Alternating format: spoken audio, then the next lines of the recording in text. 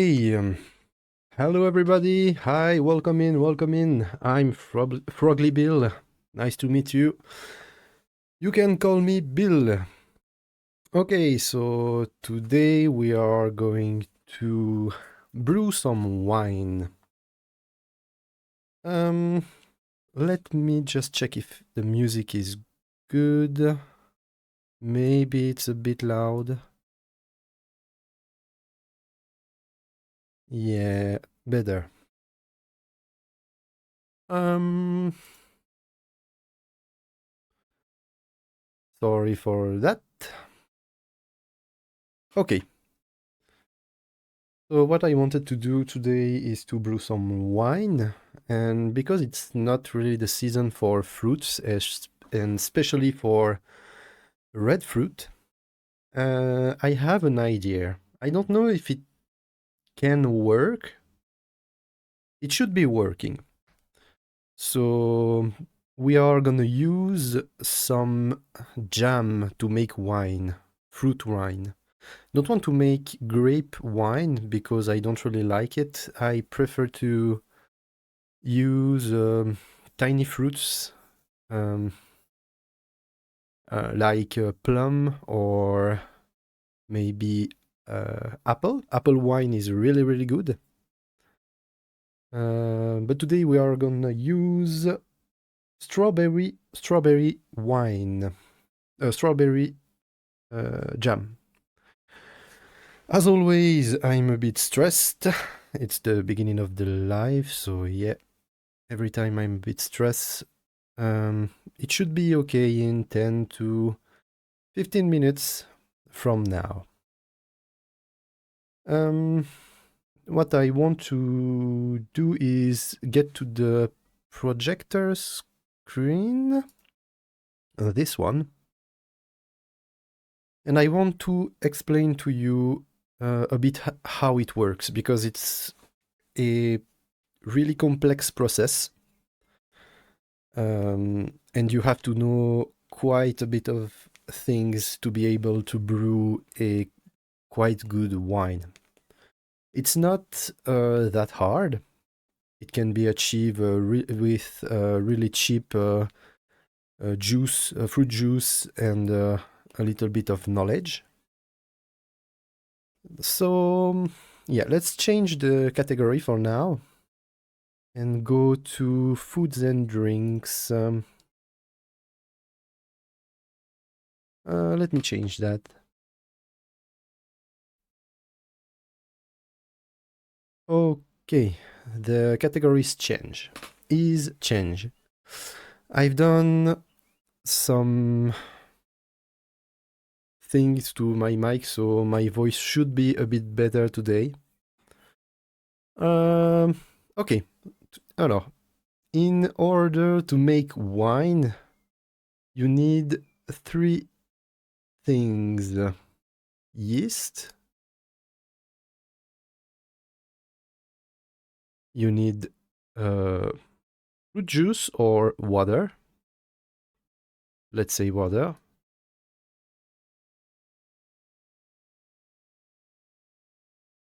and you need a source of sugar.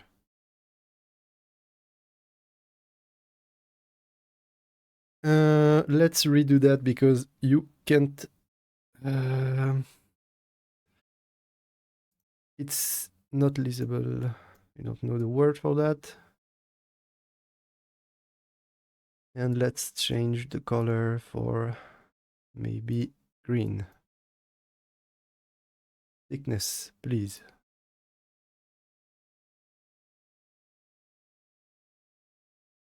And you need the yeast.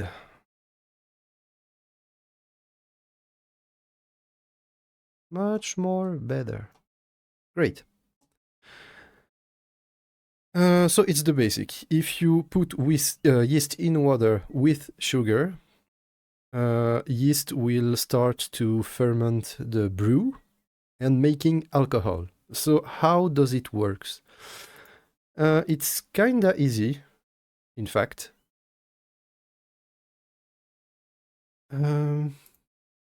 Yeast is an unicellular mushroom, which resembles something like that.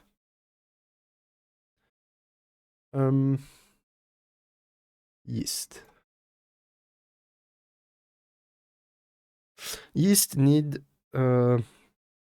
some things to grow and reproduce and making alcohol. The food for yeast is sugar.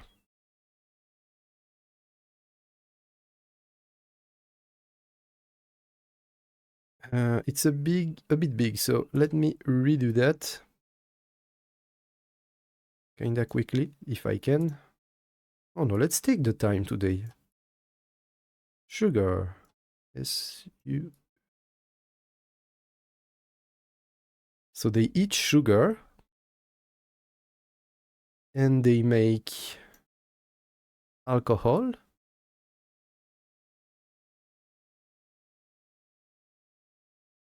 And CO2. In order to do that, yeast needs some other things like micronutrient and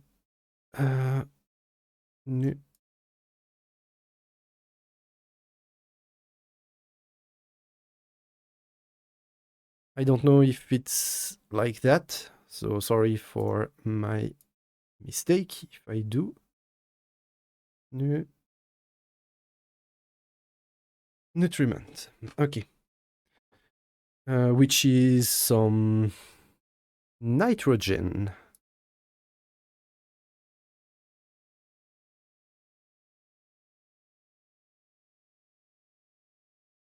And you can use dead yeast too, because yeast are cannibal.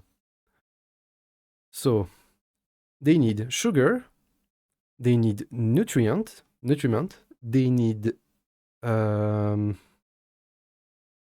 good pH, which is the acidity of the brew.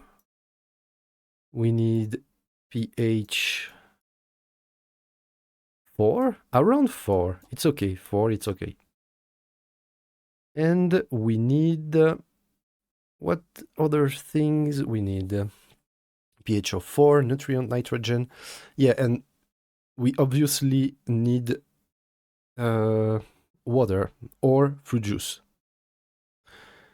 Yeast, you can make wine with bread yeast, but it's not really that great. I prefer to use some wine yeast because the flavor is different, and baking yeast,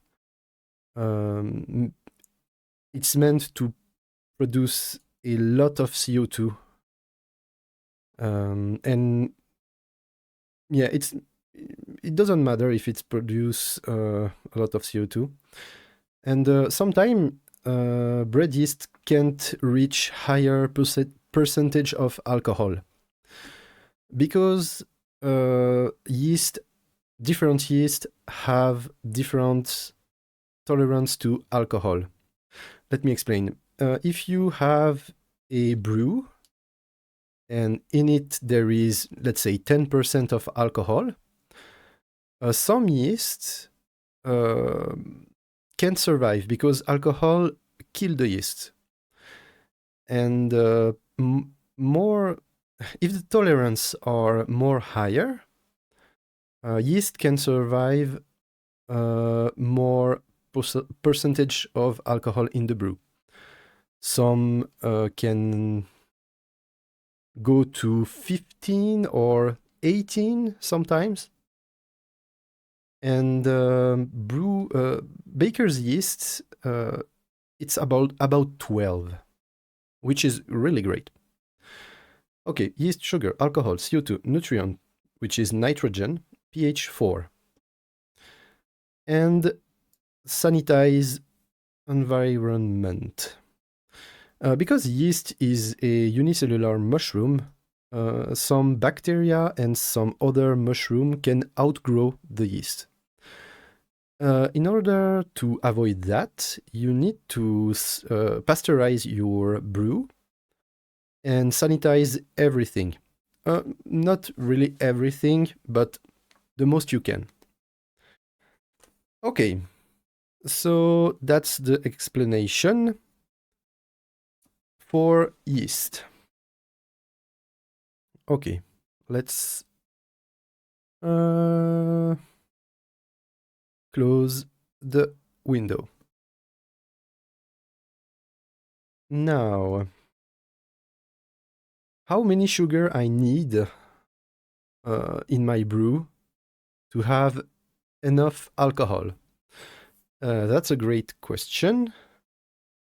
And for knowing that, you need something called an hydrometer. It's just a bobber and with a graduation, and the density of water is 1.000, which you can see in red on the image. And the more things there is in water, the more the water is thick. So the graduation will go up by 10 point, for example. So 1.010. The more sugar you add, the more gravity you add, the more density you add to your water. And you can use a calculator online to see which content of alcohol you will produce if all the sugar is eaten by the yeast. For example, if you are at 1.090 in gravity after adding the sugar, your possible alcohol content is 12% ABV.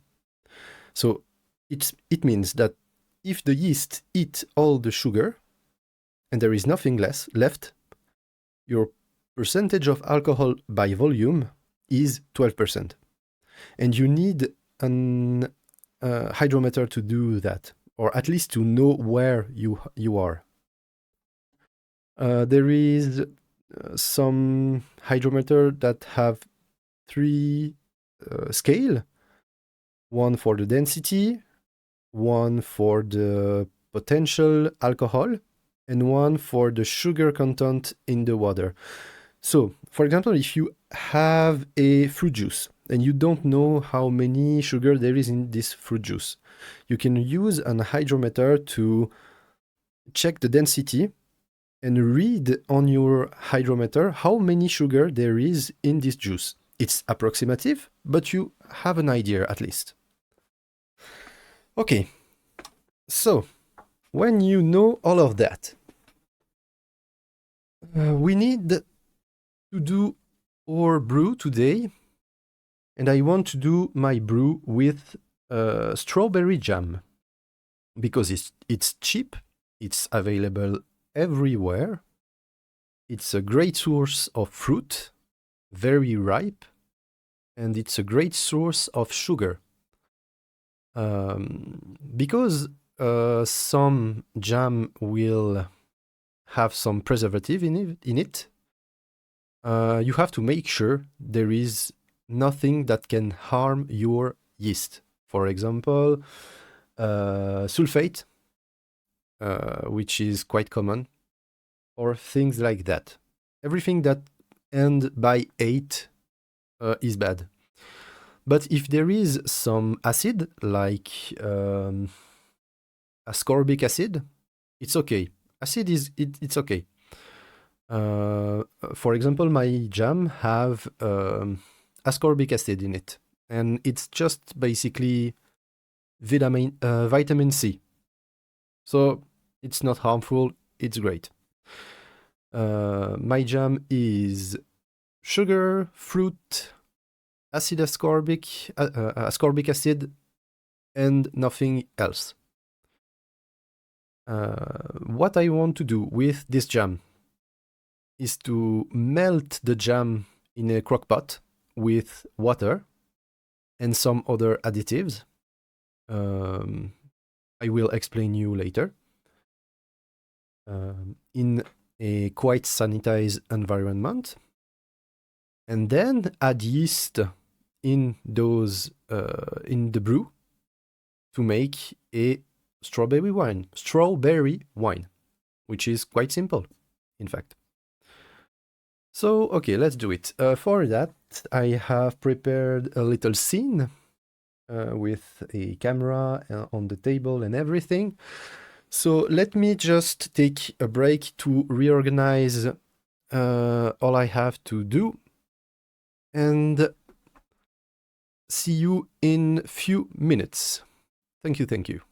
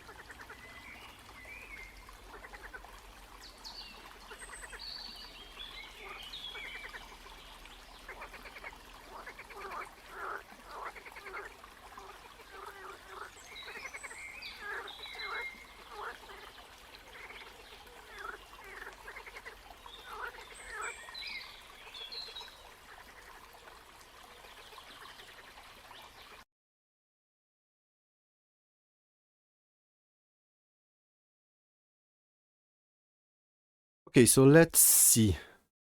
Does it work? Yes, it's working. But the camera have some problems, as you can see. I don't know why. Oh, and now it's okay. Great! Great things.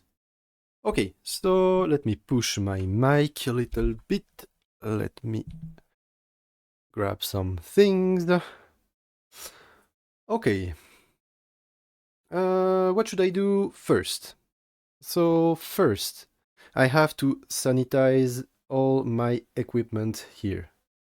So in order to do that, I use something called Star San, which is a liquid sanitizer that with no rinse. You don't have to rinse this thing. It's basically some kind of acid, if I remember correctly. And you just push and it transforms to other things in time. So it's not harmful. It's quite edible, but don't eat it raw like that. You have to dilute in water. Just here, I have a tub of water that I filled earlier. And what I just want to do is measure my star san to sanitize everything.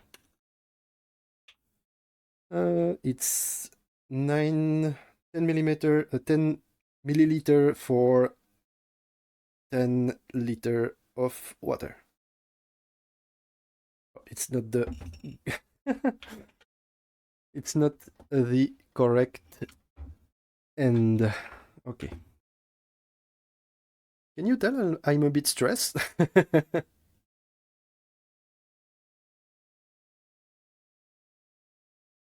Let's go. 10.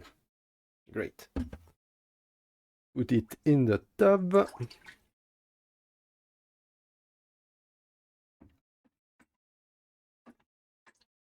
Okay. Put the cap on the star san. Let me grab my mask. So if I show my face, you can't recognize me accidentally. Okay.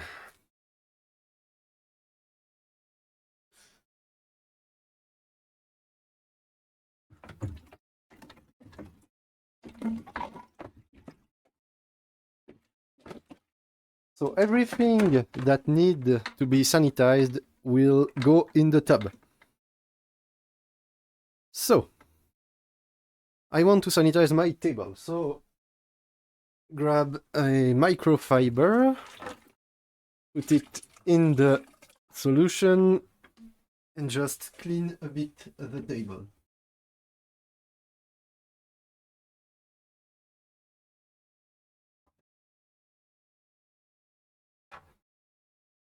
And basically wipe everything. So everything is a bit sanitized. It's okay if something is not sanitized and you put it in your brew.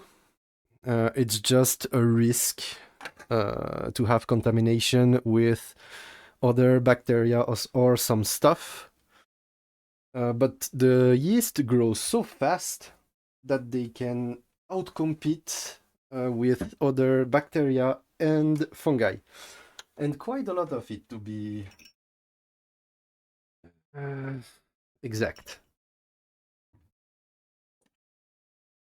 Okay, sanitize my hydrometer and my thing. I don't know the name of this tube in glass, but hey. Okay, so my hydrometer is sanitized. What do I need? I need a big pot. How does it called? How do... let me think about it for a bit.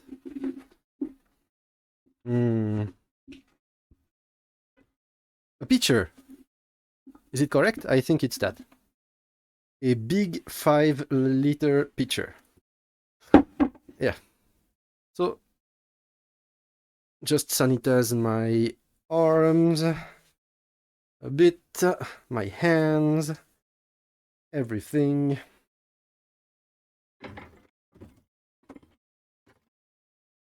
Okay, now we can probably work.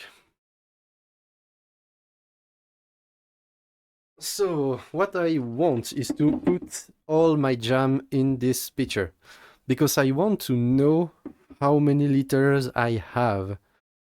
And it's in order to know how many sugar there is in my brew. I need to keep an eye on it. So let's grab the first pot of jam, open it, and let's dump everything in the pitcher. Maybe my noise gate is a bit too aggressive, so sorry for if you don't hear good jam ASMR.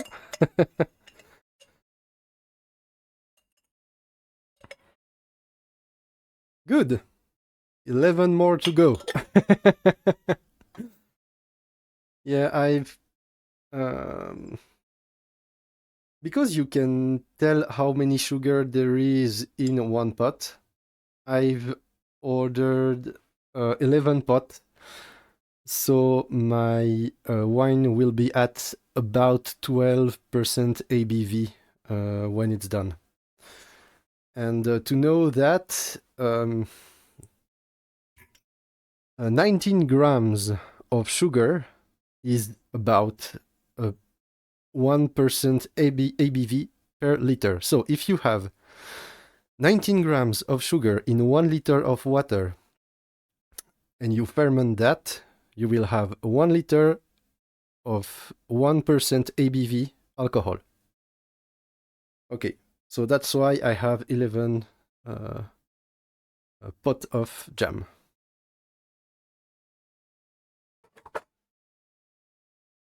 11 cans, maybe.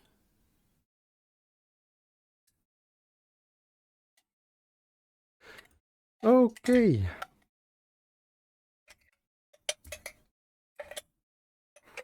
I think it will be great. The smell of the jam is really, really great. I want to eat some, but I can't for now.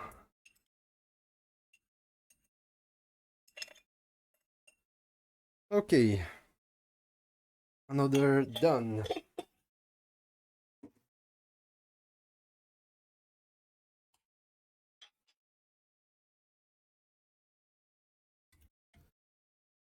Yeah, it takes some time to make wine, but it's really, really great. I don't have much more wine left. That's why I wanted to do that today. I have only one bottle left of a melomel, which is a wine from honey and fruit. It is really, really great, really tasty, and that's why I want some more wine.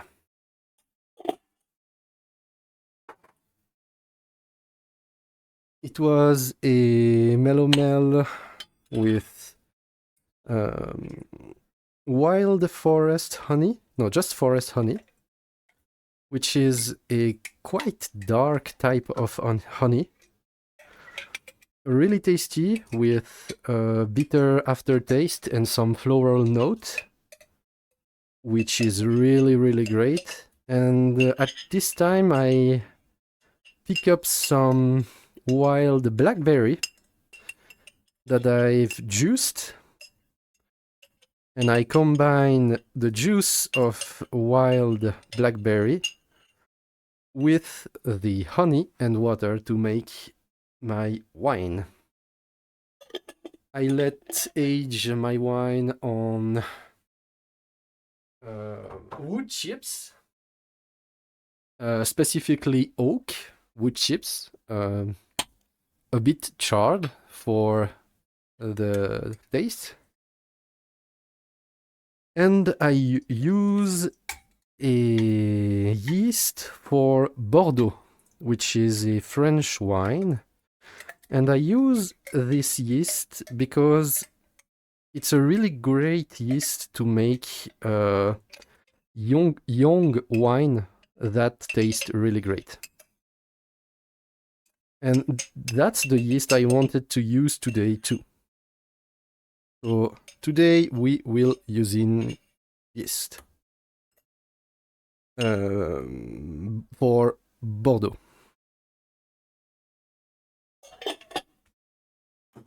Okay.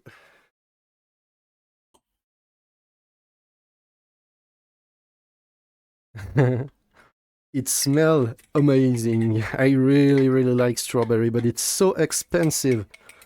And that's why I choose to make wine from jam.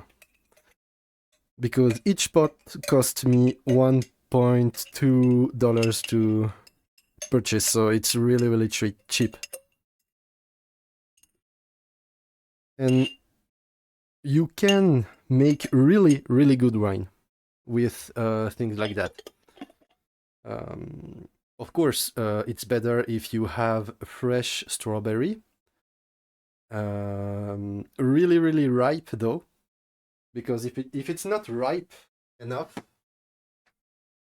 you will not have that much flavor and it can be quite deceiving. So make sure to have really good quality fruit, or at least something that tastes really great.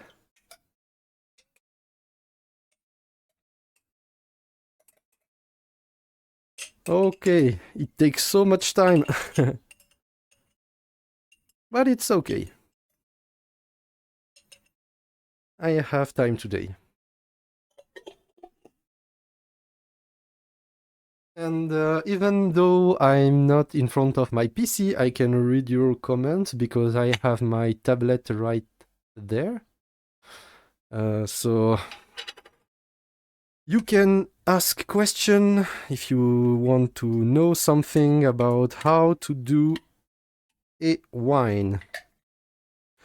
And little disclaimer, make sure it's legal in your country to do that.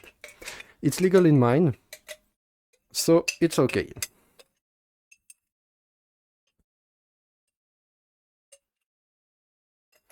Because yes, in some part of the world, you can't make wine by yourself. I think it's the case in Japan. You can't brew beer or wine in Japan by yourself. But maybe I'm wrong.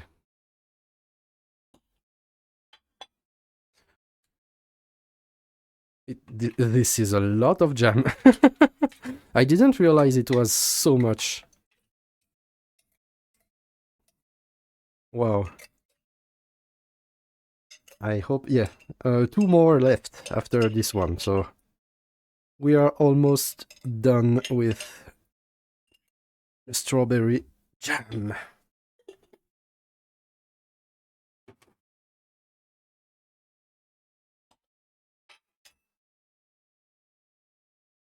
And it's okay about sanitary,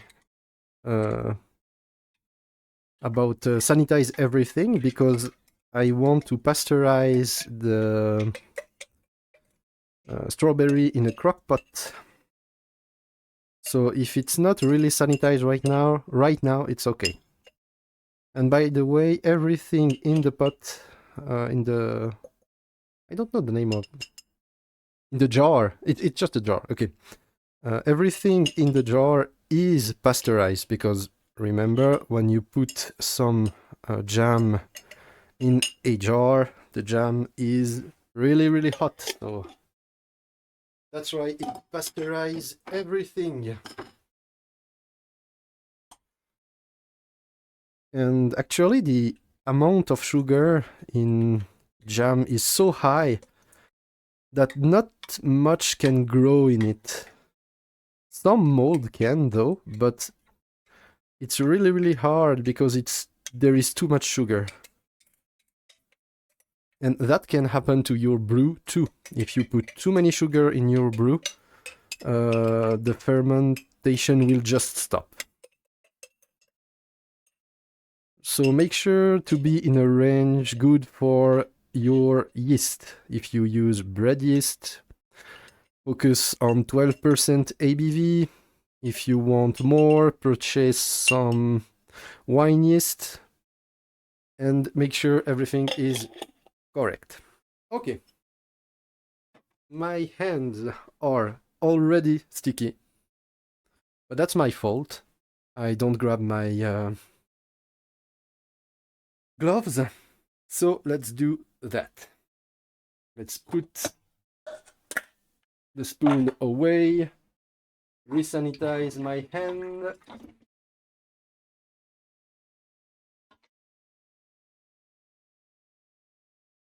And put some gloves.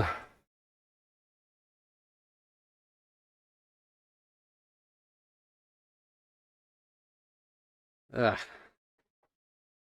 which is a pain to do when you have wet hands.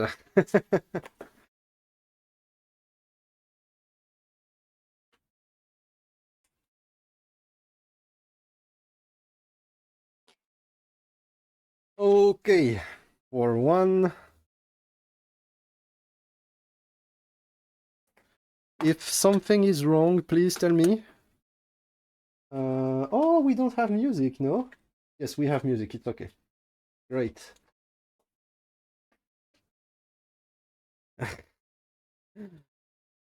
Please, please, gloves.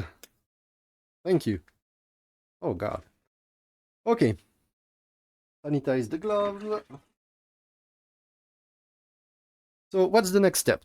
Everything is in the picture. We have approximately 3.5 liter of jam. I want to add some black tea. I've steeped some black tea in this jar for a really long time, and I will explain you why. In wine, the mouth feel is really important. So, you know, when you drink some wine and suddenly your tongue and the side of your mouth is have a dry sensation, that's tannin. And tannin is really important because it keeps the flavor of the wine more longer in your mouth. So that's why there is tannin in wine.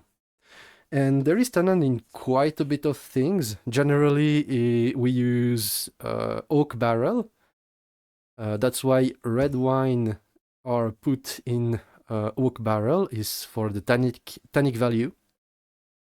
But because I don't have wood barrel chips today, I just wanted to use black tea because a really strong black tea have some tannic properties. So it will help with the mouth feel because we are adding a lot of water in those jams. So my wine can be quite watery if you don't do that. Okay. Let's sanitize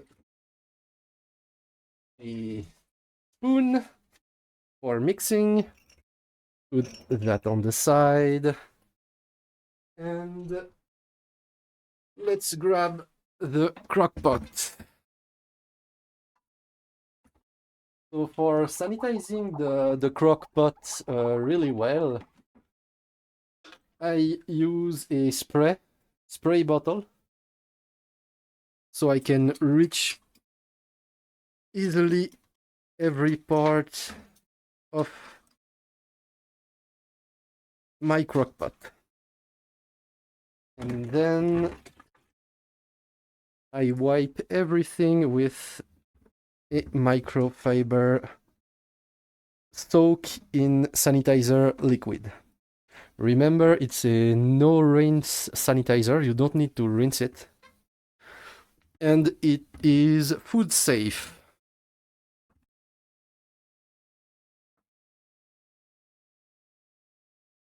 You don't need to sanitize really everything, but it's better if you do.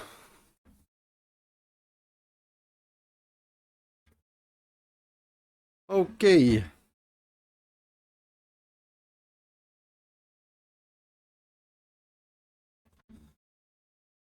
And I do that for pasteurization.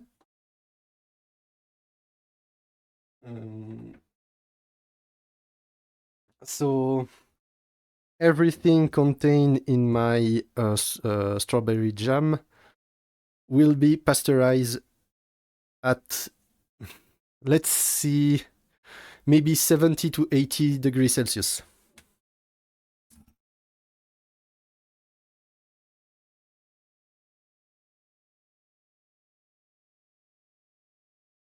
So remember, 3.5 liter of jam. Ooh.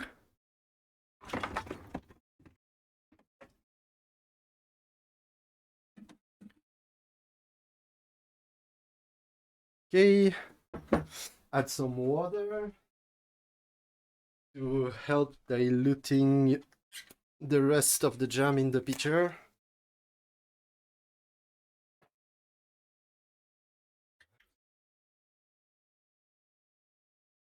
And keep track of everything. So we are at 1.5 liters, so it's 4.5 liter total. So let's put it to 5.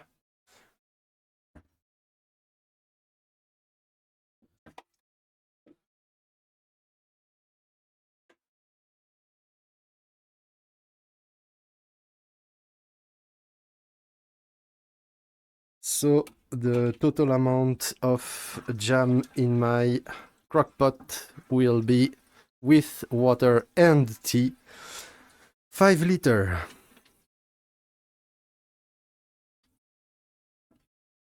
And there is another purpose to that, is because the jam have some gelatin in it.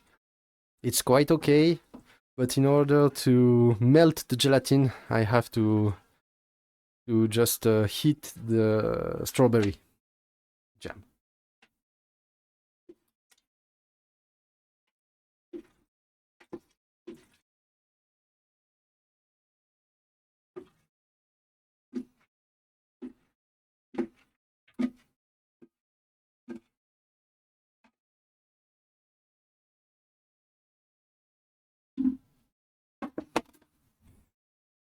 Okay, let's put half a liter in it. A bit more. A bit more. Great.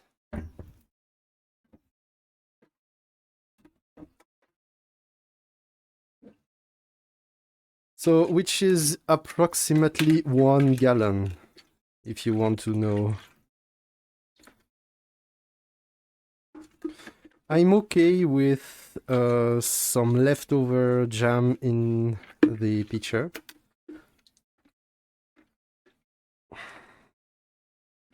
But I want to have the maximum amount in my crockpot.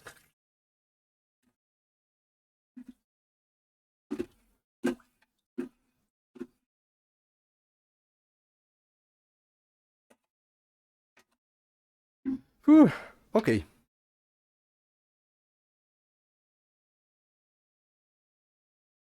So today there will be a lot of pause because I need to rinse and clean everything as I go. So let me just clean the pitcher and I will be back.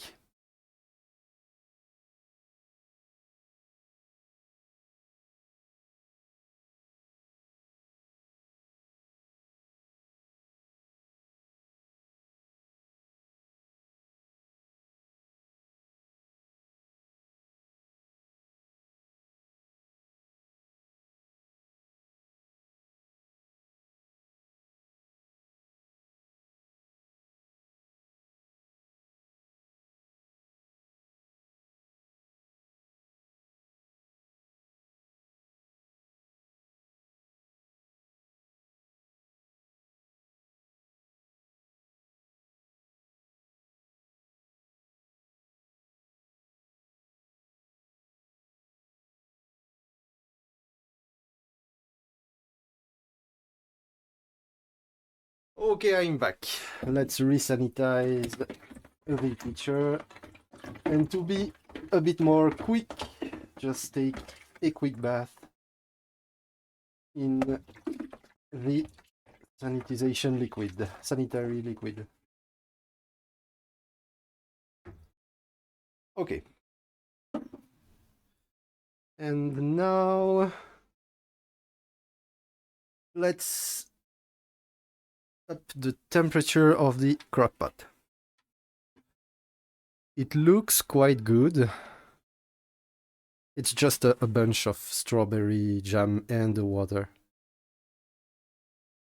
So yeah, it's really red, but it smells amazing. What I want to add at this point is some zest of lemon and lime, because a little bit of tangy, lemony fruit in the strawberry will be lovely, I think. So let's add 5 grams of lemon peel and 5 grams of lime peel. I have sanitized my fruit in the liquid, so everything is really great and clean. Let's grab my tiny scale, and you know how to get the zest of a lemon. You just want to have the top of the peel, not the white part, because the white part is bitter. If there is a white part, like this, you can just scrape it. It's okay.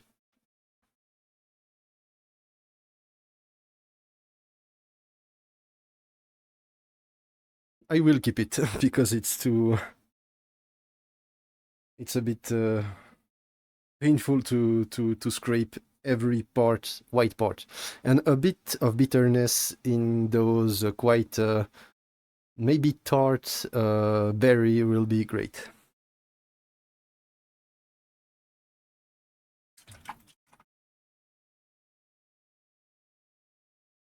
If you can, sanitize the scale too.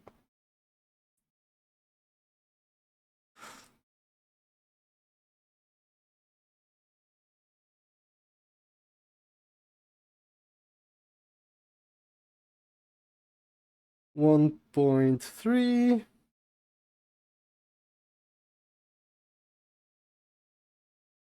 1.75.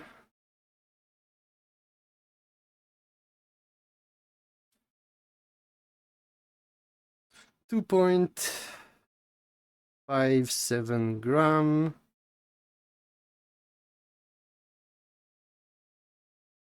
3 grams.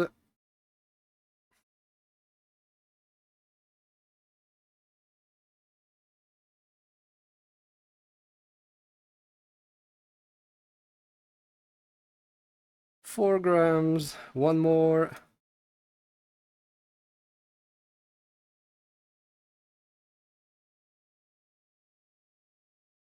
Yeah, my citrus are really, really tired. They are quite dry and yeah.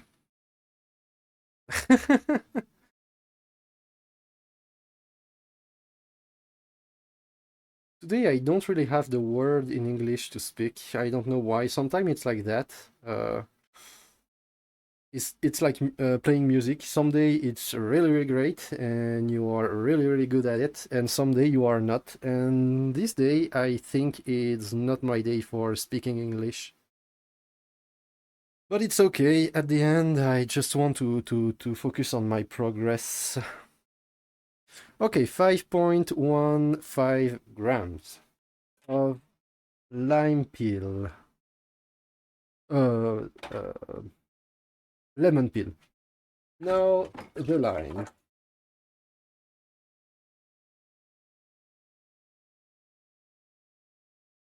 Let's go.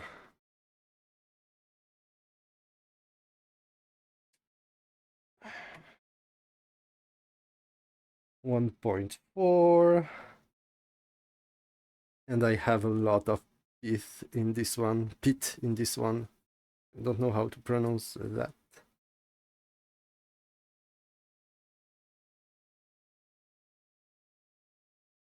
But as I say, a little bit of bitterness will help with the acidity of the fruit.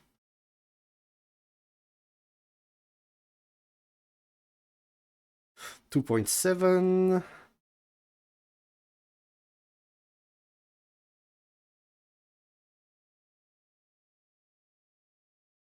3.6.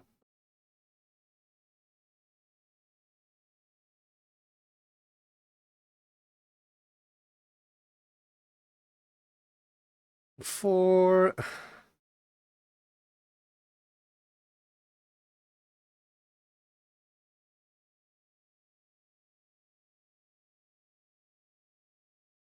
4.3. Come on. 4.75.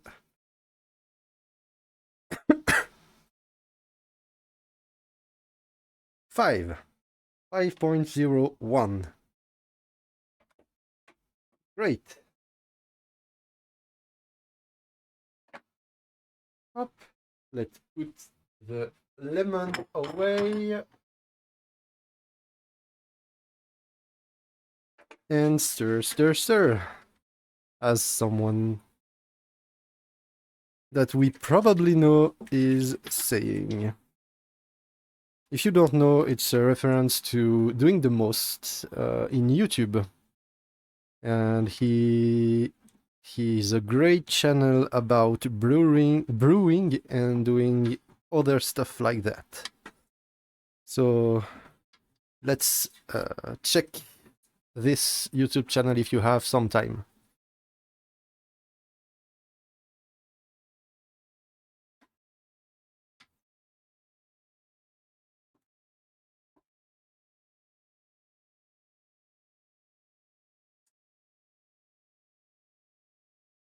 What's the temperature?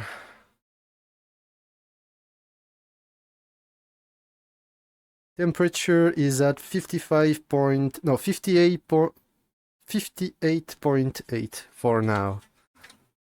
I want it to be at 80, I think. So most of the bacteria and fungus that can go in will be cooked. There is a lot of pulp, and because there is a lot of pulp, I think I will use some pectic enzyme. Pectic enzyme, what's pectin? Pectin is the substance you have in the fruit. For example, if you cut a blueberry in half, there is a gelatinous substance in, which is the pulp, and this gelatinous substance is pectin. So you have to break it down so it becomes more liquid, and it helps with the clarification of the wine later on. So if you don't have pectic enzyme, which is a substance that can break pectin, it's okay. It's just that your wine will be cloudy and not really transparent. But it's okay. It tastes really great too.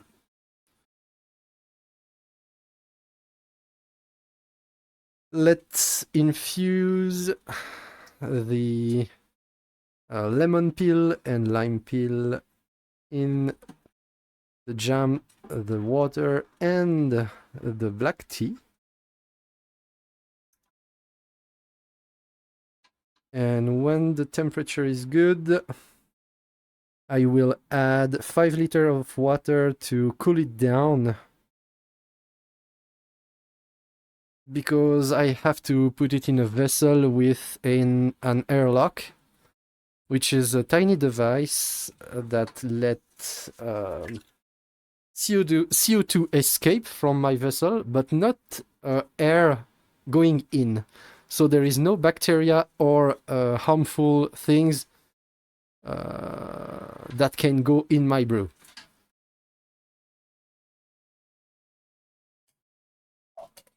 It resembles something like that. It's just a one-way valve. So we put water in this, we put the cap on, and the gas can escape from here and bubble out by the liquid, but the air around can't go in the brew. And that's why we use an airlock, is to prevent contamination with mold and bacteria. And because we have to sanitize the airlock, I can just put it in the tub for now. The jam is very liquid right now. It smells really lovely. Up.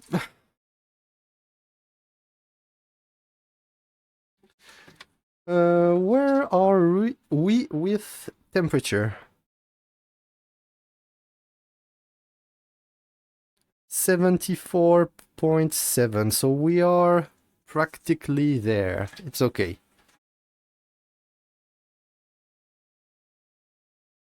And don't forget to stir, because if you don't, you can cook the bottom, because it's really thick. It's not dilute right now, so it's really thick.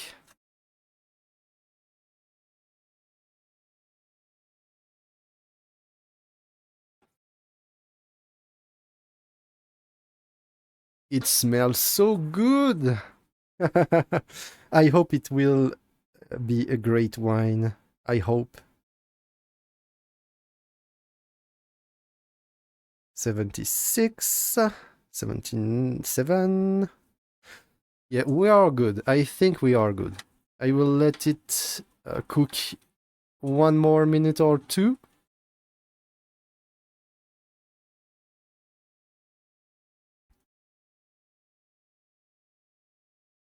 And it should be ready.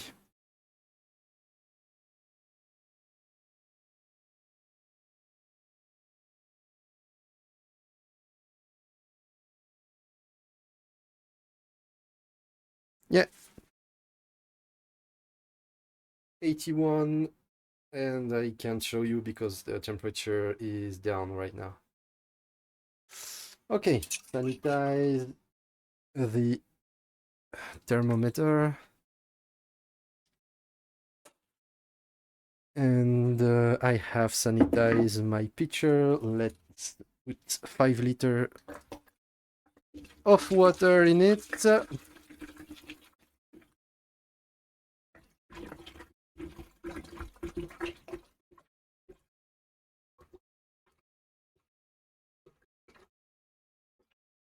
It's okay. Let's go. I don't have enough with this one, so I will grab another one. You can use tap water. It's okay.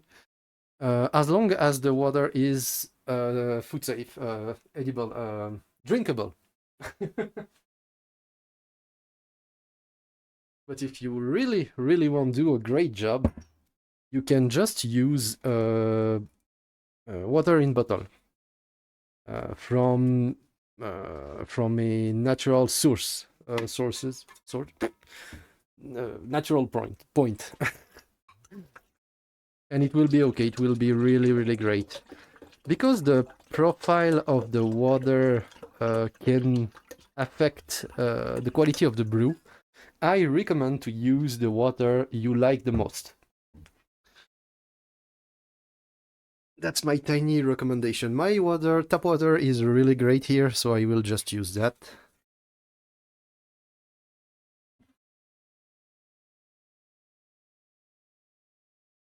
And now we are at 10 liters total, with the jam, the tea, the lemon, the water, everything.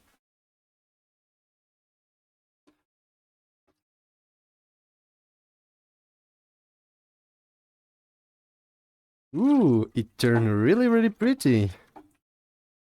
It's more pink right now, with a bit of foam. And it's quite pretty. So what's the next step? Because we are practically done now. Yes, we are practically done with these steps. But as I was saying, I wanted to add some pectic enzyme. So let's grab my scale. Um, a tiny bowl or something, please. Let's use maybe a jar. Maybe a tiny jar. Okay. And pectic enzyme is just a powder, and you have to add 4 to 8 grams for 10 liters. So, because there is a lot of strawberry in it, I want to use 8 gram because we have 10 liters of brew right now. So, and it will be 12 liter at the end. So, let's put 10 grams. That's the pectic enzyme. It's just a white powder. It helps break down pectin.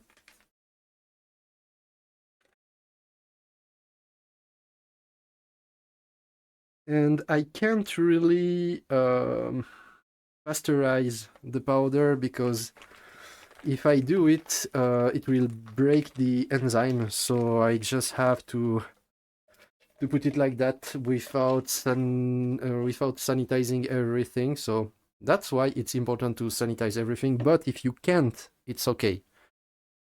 There will be some things that you can't sanitize. For example, sugar, or something you don't have control.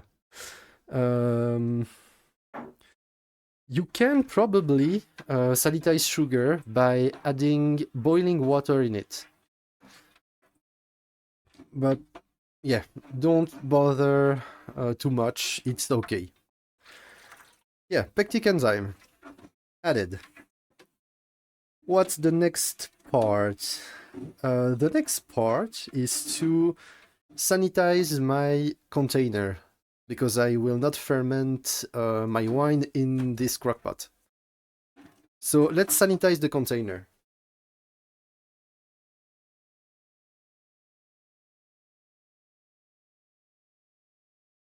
And I need some space. Uh, so, my fermentary vessel is about 14 liters. And it's okay to have a bit of space at the end, because remember, yeast will eat sugar and make alcohol and make CO2 too. So, because there is a lot of pulp of strawberry, every tiny bubble will catch a part of strawberry, and it will form a really thick cake fruit on the top. So if you have some extra space when you do something with a lot of pulp, it's really, really great.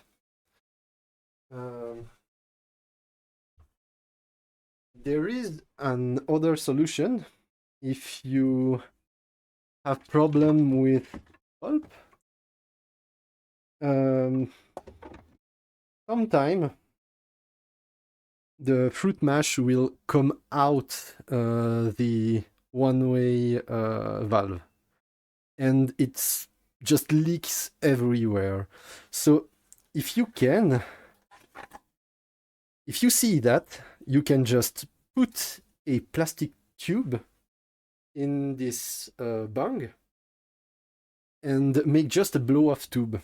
You just put the tube in a pitcher with a bit of water, so the air can go in, but the inside of the vessel can go out. And okay, you lose some, but at least you don't spill everything everywhere. So it can be a solution. We will see later. For now, I have to sanitize this bad boy. Big bad boy.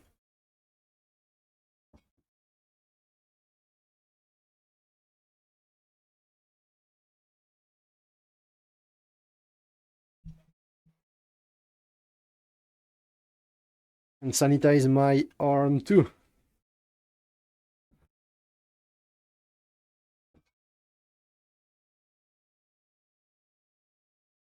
Okay. Now, heavy lifting. We have to put everything in it. Let's stir a bit. So everything is in suspension in the liquid.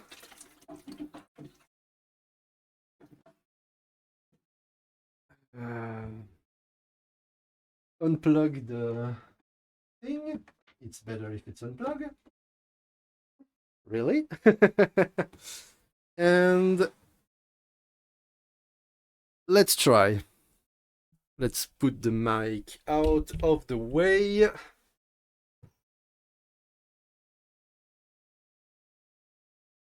Don't forget to sanitize everything.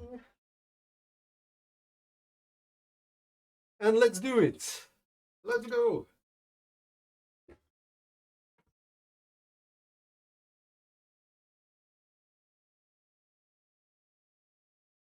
I hope it doesn't break because it's quite hot.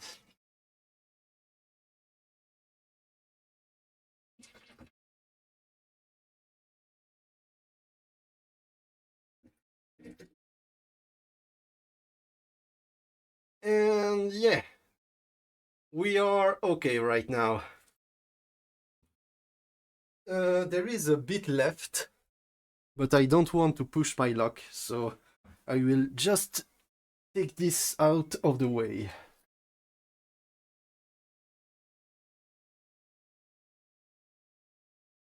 Okay, how warm is it?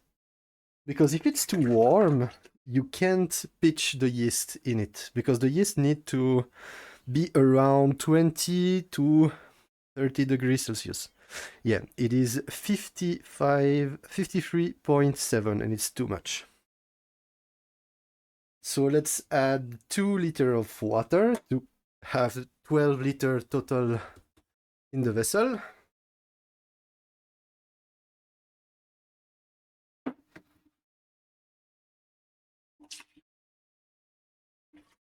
It will bring the temperature down, so it will help for the yeast. What is it? Almost 2. Yeah, 2. Okay.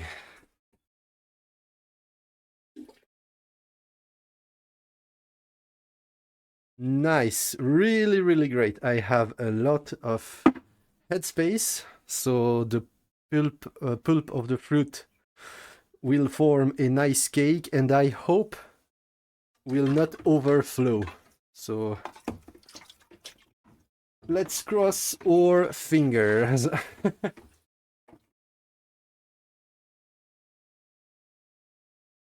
I will give you the recipe at the end, because it's great if you can redo the recipe, but if you don't have the information, it will be really, really hard. So I will write the recipe down at the end of this stream, so you can redo this recipe. There is another things that yeast need to grow and to do really good alcohol. They need oxygen at the beginning of the fermentation. In order to grow and divide, they need a lot of oxygen at the beginning, not after. When there is alcohol in the brew, oxygen is really, really bad because it can turn your brew into vinegar. So be careful, please. Because there is no yeast, and there is pretty much nothing that can live in this brew right now, we are safe. What's the temperature? 47.5. It's really too much. Unfortunately, I think I can't pitch the yeast on this stream because it's too long to wait until it goes down by 17 degrees Celsius. So I will just show you how to do it and say to you when to do it, and you can do the same at home if you want. So for now, what I want to do is oxygenate my brew. You can do it by pouring in a vessel and repouring in another, and etc, etc. So you can bring oxygen in the brew. But I have something for that, which is on a tiny air pump. Where is it? Here. So, because there is some bacteria and fungus in the air, you need to sanitize everything, yeah. But what about if I push air in? Well, we have a solution for that. We have a tiny air pump with a syringe filter, which can filter practically every microorganism that's present in the air. So what you just need to do is to put the tube in the sanitizer liquid, wait for maybe 30 seconds, and put the air stone in the brew.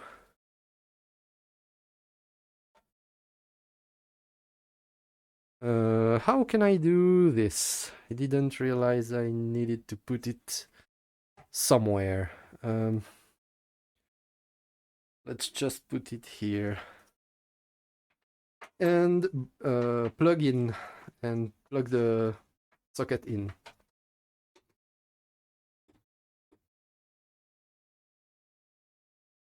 And it should work. Does it work? I don't really think so.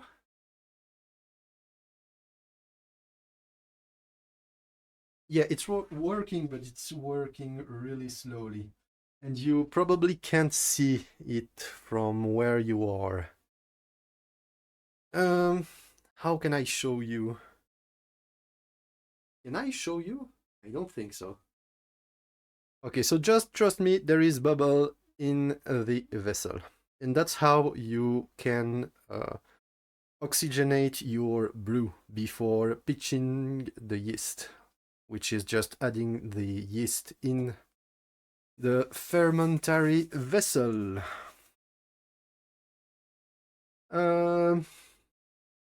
What I want to know is what's my gravity. Remember, we need to know how many sugar there is in the brew to know about to know what percentage of potential alcohol we have.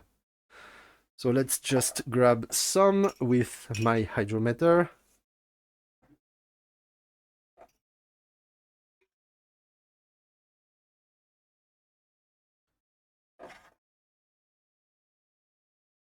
And the reading is not really precise because the brew is hot.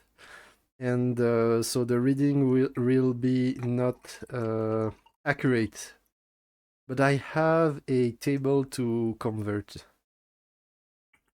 Okay, we are now at... Please float. We are currently at 1.080, which is 11%. It's a bit low, but it's okay. So, remember, we need 19 grams of sugar per liter of brew to have 1% of alcohol per liter. We have actually 12 liters, so we need 12 times 19 grams of sugar to have 12% of potential alcohol. Remember, now there is just sugar. When you put yeast in, the yeast will eat the sugar and produce alcohol. And if the yeast eat all the sugar, my wine will be at 12% if I had some sugar in it. So let's do that. I want to add some sugar to have my brew at 12%.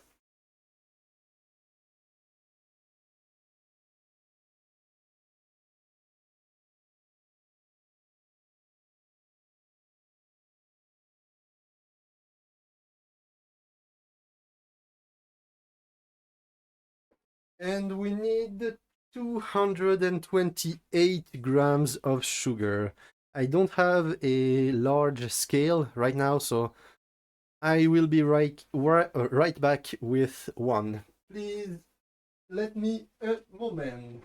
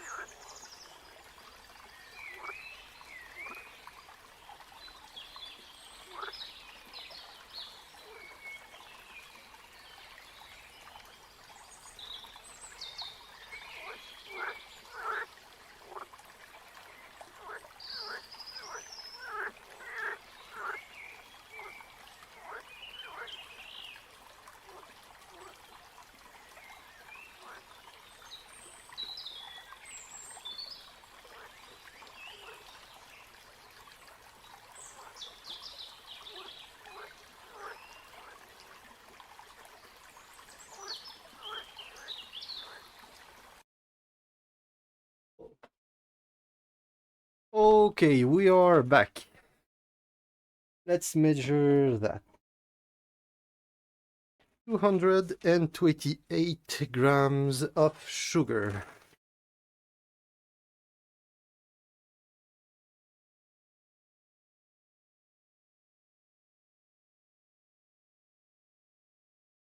And you can see 38,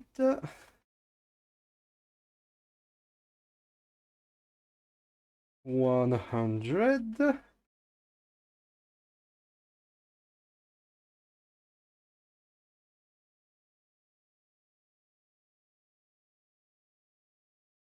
let's go to 200,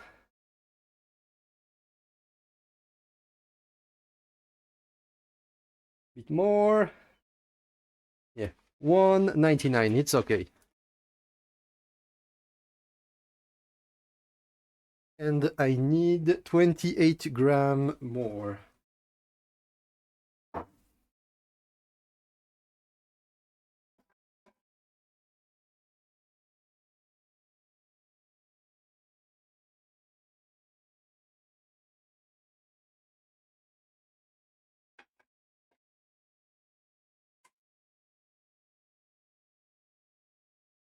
What I need to check too is the pH of the brew. Remember, we want to have a pH between, let's say, 3.5 to 4.5.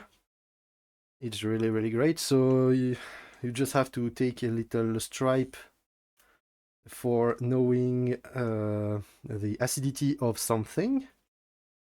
pH stripe. And just take a bit of your brew with a turkey baster and apply it on the paper.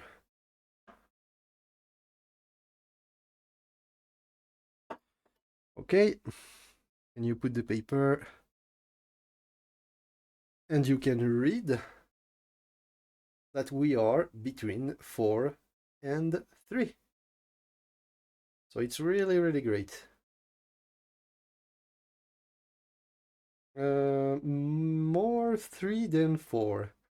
So yeah, I'm really happy with that. So I don't need to put some lemon juice in it to bring down the pH. We are on the spot.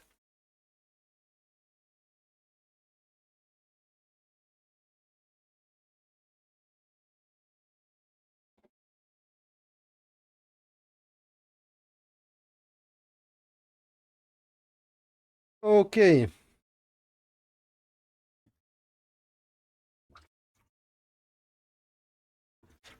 We have to dissolve the sugar that I put earlier, and I have to remember to put 28 more grams in it before to take another reading.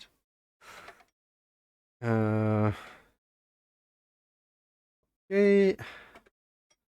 Because the brew is already a bit hot, it's okay. It will dissolve really, really fast.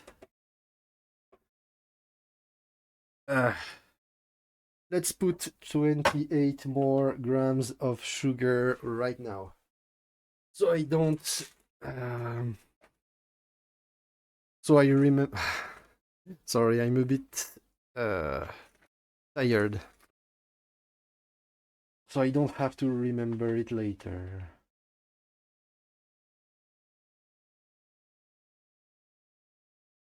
No, it's 40 grams, it's too much. 24. Let's go. Bit more. Bit more. 28. Great.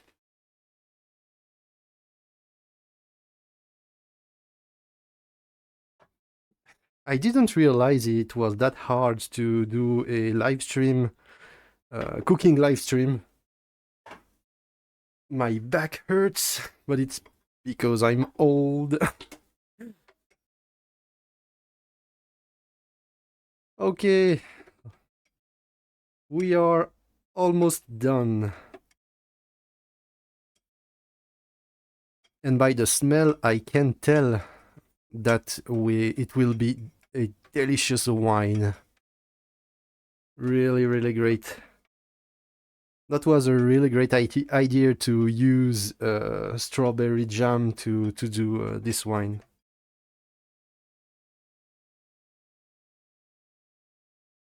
Okay, I think the sugar is dissolved. Let's take another reading and see where we are. Check the temperature to see if it's okay for the yeast, but I don't think so. 45, it can be okay, but yeah, I think I will not be able to pitch the yeast on stream, but it's okay. What can we do right now? We have to wait and we have to check the density. I keep forgetting everything. It's really, really hard to think about everything.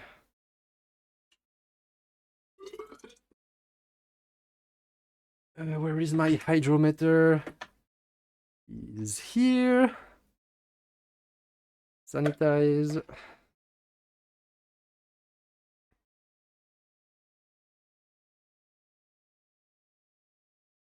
What's the gravity right now? The density right now?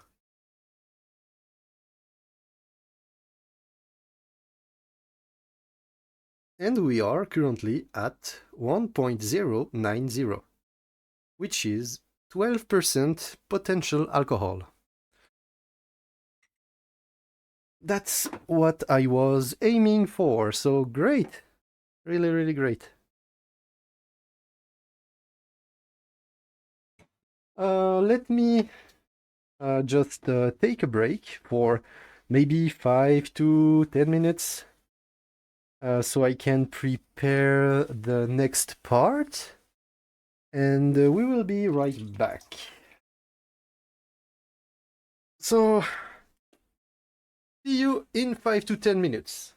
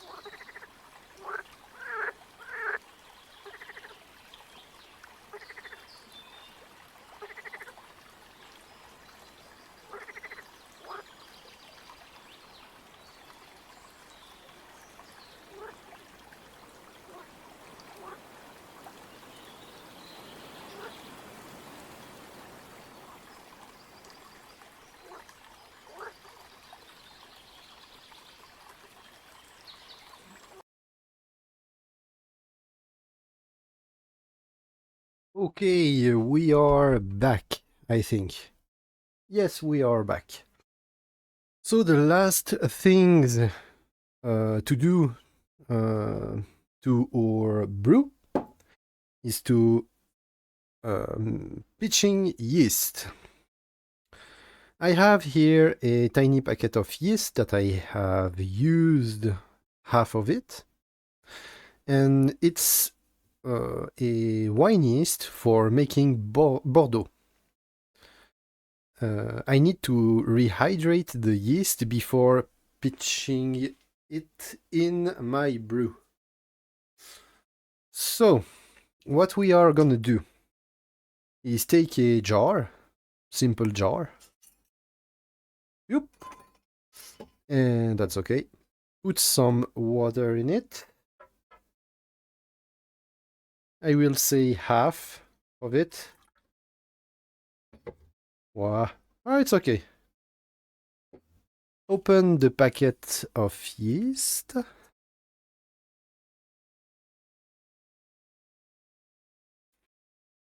And if you open a packet of yeast and you don't use everything, just put it in the fridge and roll it down and tape it. So you can reuse the tiny amount you have. So it's a...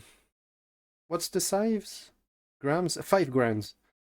So there is 2.5 grams of yeast in this packet.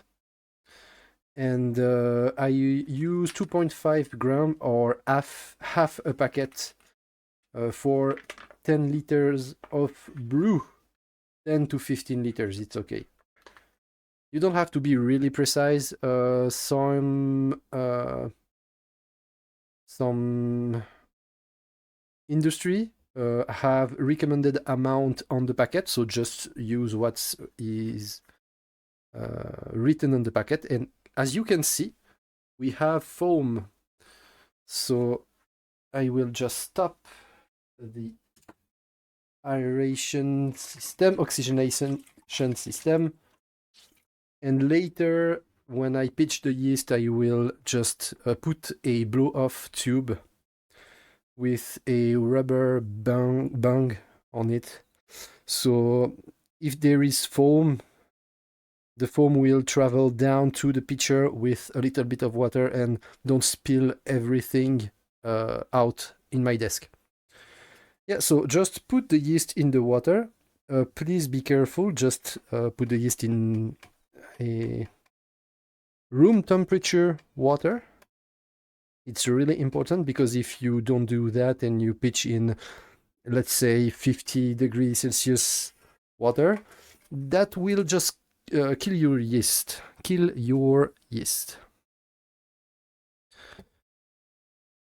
So, it is in the water, and to acclimate and to and in order to for the yeast to get used to our new brew, we just take a bit of the brew and put it in the jar, so the yeast can be used to our wine. Sorry, I'm not that great today for English. But you know, it's a challenge. I learned some new things to do today. And I hope it will serve me another day. But I'm really, really tired. I don't know really why, because I have sleep quite well. And now that we have the yeast in the tiny jar, we just have to let the yeast grow a bit and make some foam. And if you see foam on the top of it, that's the sign that yeast is active. So yeast is not dead, and that's really, really great. For now, just put a lid on it and let it ferment for, I don't know, maybe 20 to 30 minutes. so the yeast can rehydrate and everything can be great for them. Yeah, it's not sanitized, but it's okay. There is so much yeast in this tiny jar that pretty much nothing can outgrow them.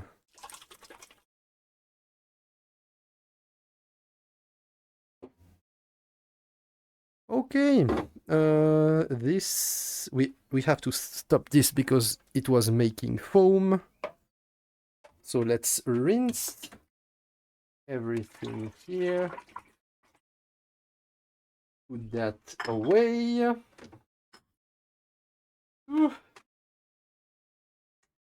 I don't have space, please. Let me grab a bit of space here. Yeah, great. What's the temperature of the brew? And when the yeast is ready in 30 minutes, just put the yeast in the vessel with your brew, and it will start ferment about 12 to 24 hours later. When I see 12 to 24, it's to really notice the difference. We are at 45 degrees Celsius right now, so it's a bit too hot. I need to be in the 30s. 30s, I think. 25 is really great. 30 is really great, but 45 is too much. I will kill the yeast if I do that right now. So, yeah. I think you are not that dumb and you can understand that. So, I will not tell you what to do right now. Next, I have some yeast nutrient, which is Fermade E in my case. And Fermade E is just a supply of macronutrient and nitrogen for yeast. And it helps them to grow and build a successful colony. So it's really, really great to have something like that. It's not always... how do I say that? It's not... you can do without it, but it's great if you have it. Recommended amount is 40 gram by 1 hectoliter, which is 100 liter. So it's 4.5 gram for 10 liters. So I have to put about 5 gram in this, but don't put it right away, right now. When you put the yeast in the brew, please wait at least 24 hours and divide the amount of nutrient in 3 parts, and every 2 days drop a part in your brew. Why I say that? Because if you put everything at the beginning of the fermentation, sometimes yeast can grow like crazy and eat all of the nutrient. And so when there is nothing left, they are really stressed. And when yeast are stressed, they make a really bad smell. They make a rotten egg smell. So it's really unpleasant, and I don't want you to experience that. So please don't put it right away. Put it in 3 amounts every 2 days, and let 24 hours and let the yeast 24 hours in the brew before adding the first one. And it should be okay. Sometimes you don't really have the chance, and it make a bad brew because you don't sanitize enough, or there is an infection, or the yeast are stressed because it's too hot or too cold or something like that. So just read what's on the packet of your yeast, and put your brew in a dark place, about 20 degrees Celsius to 25 degrees Celsius. in temperature, and everything should be okay. If there is a lot of foam like mine, just put a blow-off tube. I will show you... I want to show you an example of that. So let me grab a rubber bung. Where it is? Oh, it's here. Okay. And a tube.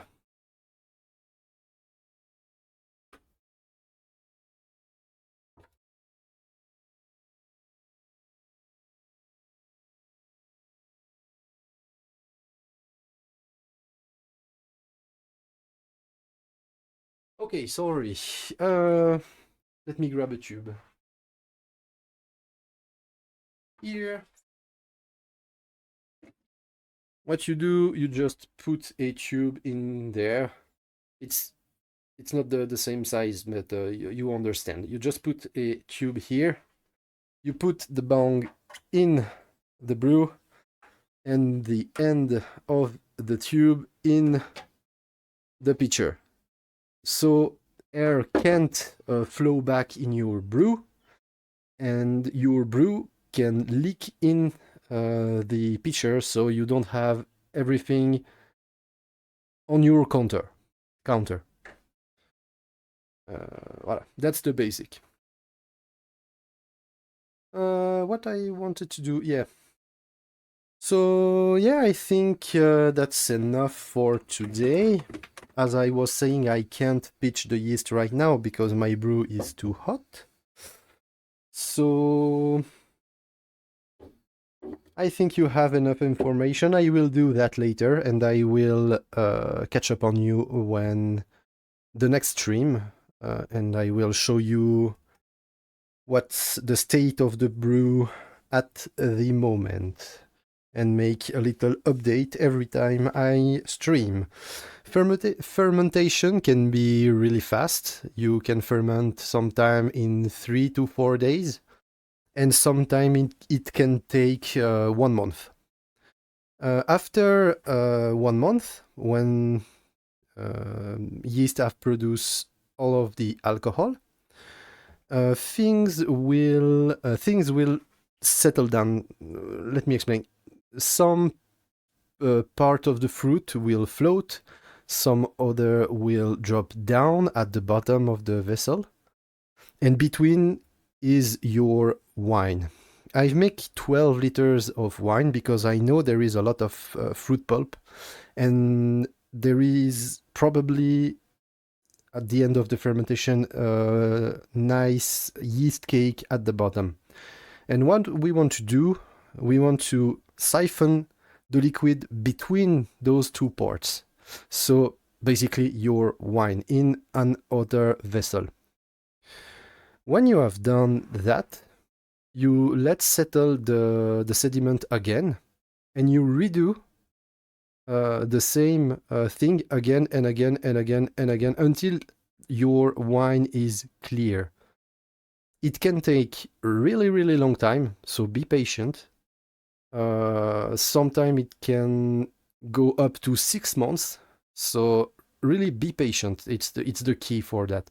You can use clearing agent, but I don't really use them. The only one I use is bentonite, which is clay, a special type of clay. Tiny particle of the clay will stick to tiny particle of in the wine, and the clay is really, really heavy. Let's say it like that. It's not really like that, but the clay is really heavy, so the clay will fall down at the bottom of the vessel really, really slowly, and gradually take every particle and make a nice cake at the end. And you just have to siphon the rest of the wine. So yeah, thank you for having me today. It was a really, really great day. A bit really fun, but a bit stressful for me, and really, yeah. I've learned that it's really, really hard to do a great cooking stream. So yeah, and I'm not really uh, great at it right now. But uh, when you say you're not good at it right now, when you know you are not good at it right now, you can only improve. So let's see if the next time I improve my setup, I improve my way or of pronouncing things. And yeah, thank you for having me right now. I will just take a quick pause and let you with my ending screen. Thank you. Thank you to be here today. And see you next time. Bye-bye. Bye.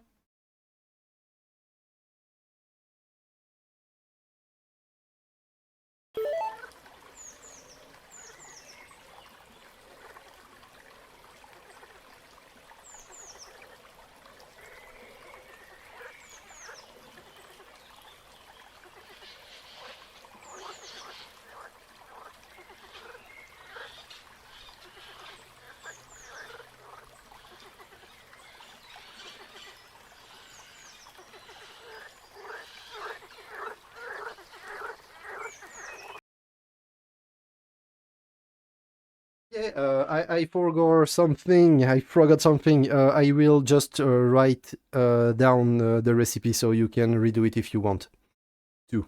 So see you in 2 to 3 minutes.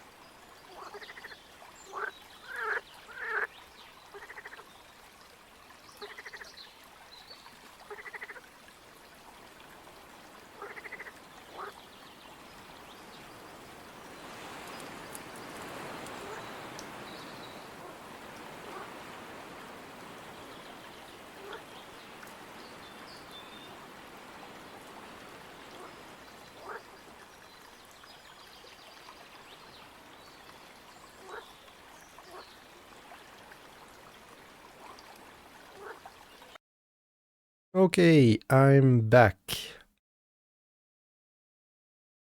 Yeah, music.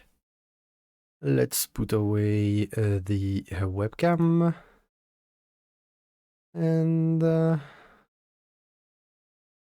let's open a txt file. Where is it? New txt file. Okay, new scene.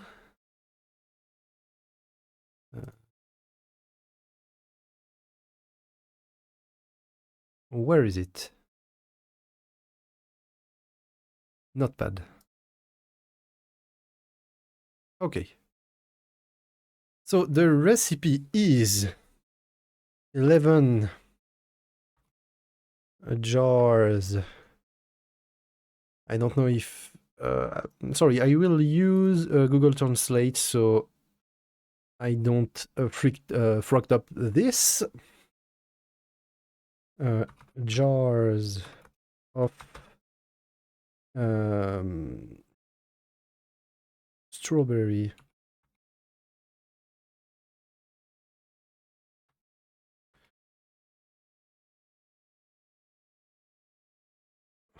jam,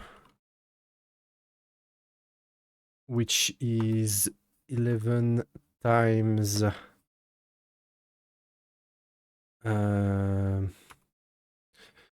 450 grams.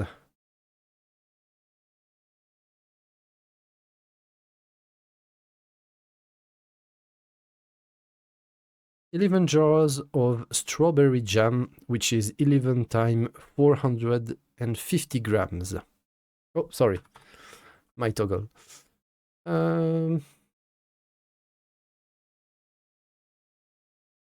We need 5 grams of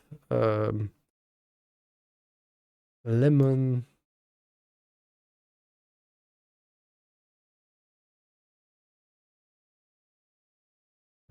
peel. Lemon peel. 5 grams of lime peel. There is only one M. Okay, we need water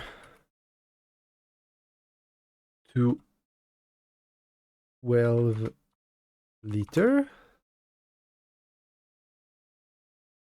We need 1 cup of tea, black tea.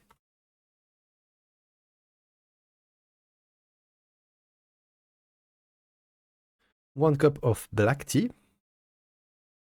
2.5 grams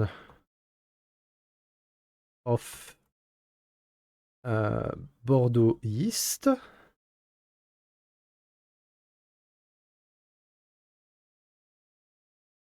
We need 228 grams of sugar.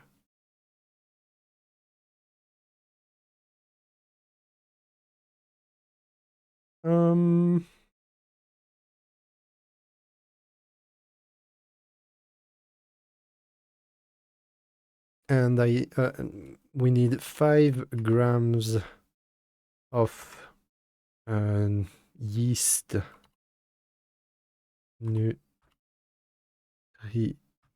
nutrient. And we need 10 grams of pectic enzyme. I think it's all we need. 11 jars of strawberry jam, which is 11 times 450 grams. 5 grams of lemon peel, 5 grams of lime peel, water up to 12 liters, 1 cup of black tea for the tannin, 2.5 grams of Bordeaux yeast, which is a really great yeast, 228 grams of sugar, table sugar, 5 grams of yeast nutrient that you divide in 3 and add every 48 hours. 10 grams of pectic enzyme to break down the pectin in the fruit. And I think it's all. That's all what you need. So yeah, take a screen, and if you want to redo this experience at home, feel free. It's really, really great. Just make sure that it is legal in your area. And yeah, I think it's great. Okay. So I redo my little outro, even though I don't have one. Thank you for having me today. It was really, really great. I really enjoyed the moment, even though it was a bit hard to, in the beginning of the stream, because I was really, really stressed. And yeah, I stutter a lot. I'm sorry for that, but you have to deal with it. I say a lot, so that's one of the points I want to focus on it the next time. It's to say less in between sentences. I think it was a great one. Thank you for having me. Bye bye. See you next time. Maybe Friday for some Littlewood, or in betweens, or maybe this noon for Monster Hunter. We don't know. I don't know. So yeah, I will let you with my ending screen. Thank you to be here, and see you next time.